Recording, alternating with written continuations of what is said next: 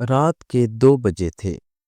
پورے گھر میں سناٹا تھا، مگر زینت کی کراہیں اس سناٹے کو چیر رہی تھیں۔ درد ذہ میں تڑپتی وہ اپنے رب سے ایک ہی دعا مانگ رہی تھی، یا اللہ، بس یہ بچہ صحیح سلامت پیدا ہو جائے، چاہے بیٹی ہو یا بیٹا، مجھے کچھ نہیں چاہیے۔ لیکن کمرے کے باہر کھڑا جمیل بار بار ایک ہی جملہ دہرا رہا تھا، بس بیٹا ہونا چاہیے، ورنہ میں اب کچھ نہیں سنوں گا۔ زینت کی قسمت میں یہ تیسری بار ماں بننا لکھا گیا تھا۔ 2 بیٹیاں پہلے ہی جمیل کے لیے شرمندگی بن چکی تھیں۔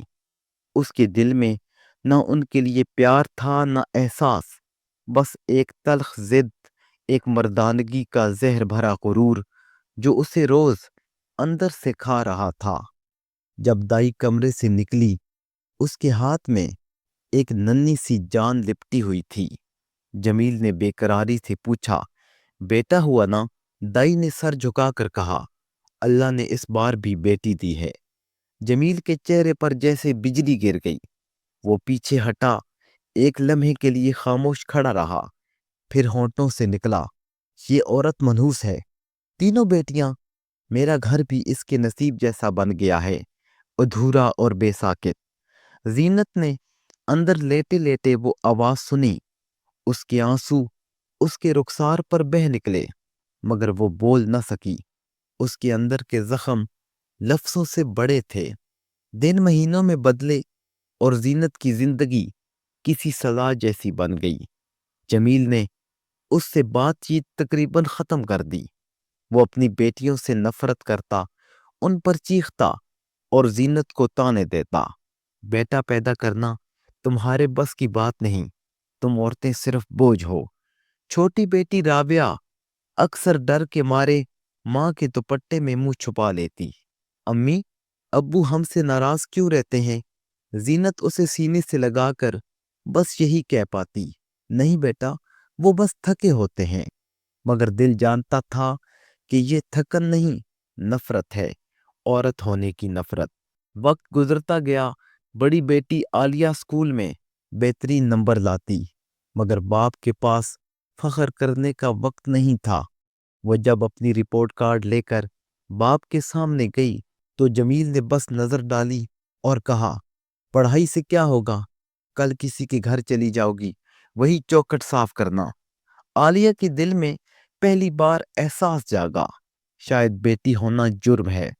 زینت نے کئی بار کوشش کی کہ جمیل کا دل نرم ہو جائے۔ اس نے دعا کی، نظر مانی، یہاں تک کہ خاموش عبادتوں میں اپنے نصیب سے جھگڑنے لگی، مگر جمیل کی آنکھوں میں رحم نہیں، صرف خالی پن تھا۔ ایک دن جمیل کی ماں نے کہا، بیٹا، یہ عورت تو چپ چاپ سب سہ رہی ہے، اللہ سے ڈر، لڑکیاں رحمت ہوتی ہیں۔ جمیل نے غصے سے کہا، اماں، آپ پرانے وقت کی ہیں، آج کل بیٹیوں سے کیا ہوتا ہے؟ مجھے بیٹا چاہیے جو میرا نام روشن کرے۔ اور وہ دن بھی آ گیا جب زینت نے چوتھی بار امید باندھی۔ اس بار جمیل نے مسجد میں جا کر منت مانی، قربانی کا وعدہ کیا، یہاں تک کہ عاملوں سے دم درود کروایا۔ زینت کی آنکھوں میں خوف تھا، امید نہیں۔ اسے معلوم تھا اگر اس بار بھی بیٹی ہوئی تو شاید اس کا وجود ہی مٹا دیا جائے۔ دن آئے اور درد ذہ پھر لوٹ آیا۔ زینت کے لبوں پر اس بار کوئی دعا نہیں تھی، بس آنسو تھے۔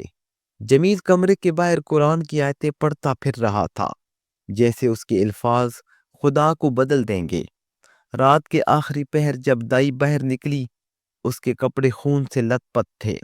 اس نے سر جھکایا، آواز ٹوٹی ہوئی تھی، جمیل صاحب، اللہ نے آپ کو بیٹی دی ہے۔ مگر زینت نہیں بچی۔ وقت جیسے رک گیا۔ جمیل کے ہاتھ سے تسبیح گری۔ کیا کہا تم نے؟ بیٹی ہوئی ہے؟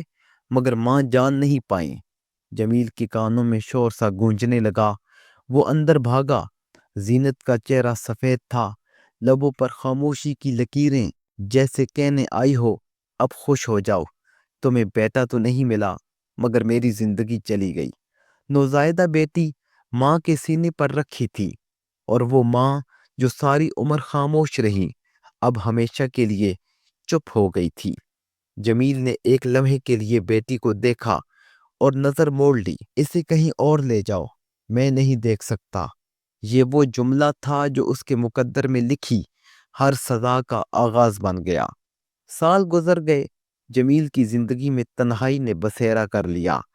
بڑی دونوں بیٹیاں بیاہ کر چلی گئیں۔ وہ چھوٹی بچی جس کا نام زینت کی ماں نے نور رکھا تھا بڑھتی گئی۔ نور بالکل اپنی ماں جیسی تھی، چپ، نرم دل، مگر آنکھوں میں عجیب سا درد۔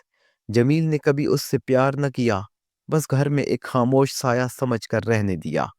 نور روز سکول سے آ کر ماں کی قبر پر بیٹھ جاتی، باتیں کرتی۔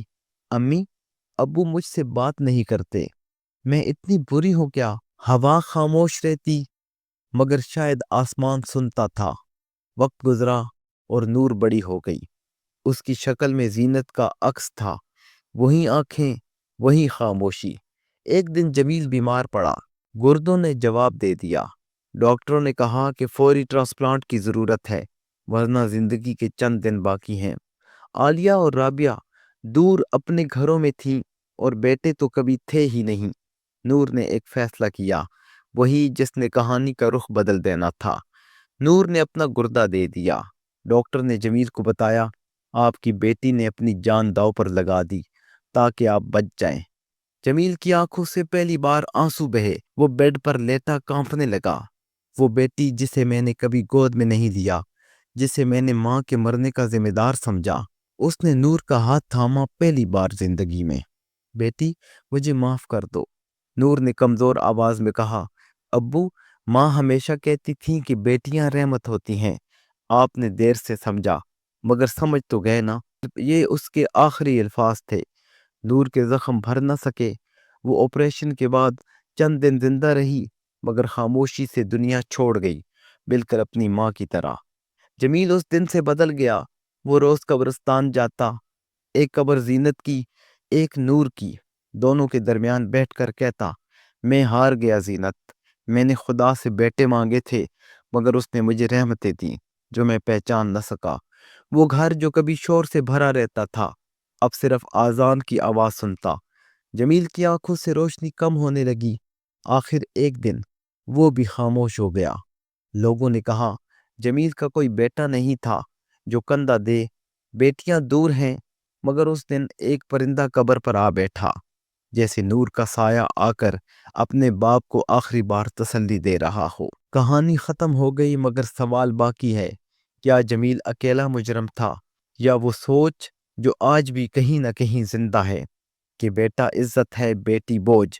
اللہ جسے چاہے رحمت بنا دیتا ہے، اور شاید یہی درد، یہی سچ ہر سننے والے کے دل میں ایک زخم چھوڑ جاتا ہے۔